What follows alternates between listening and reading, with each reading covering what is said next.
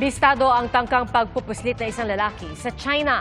Nakumpiska mula sa kanya mahigit 100 ahas. Naharang ang lalaki sa Futian Port sa Shenzhen.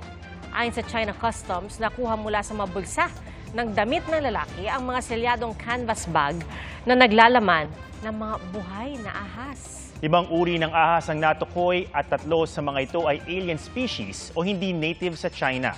Naharap ang lalaki sa mga reklamong paglabag sa batas noon kaugnay sa pag-i-import ng mga hayop at biosafety.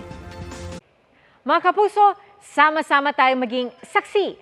Mag-subscribe sa GMA Integrated News sa YouTube at para sa mga kapuso abroad, samahan niyo kami sa GMA Pinoy TV at sa www.gmanews.tv.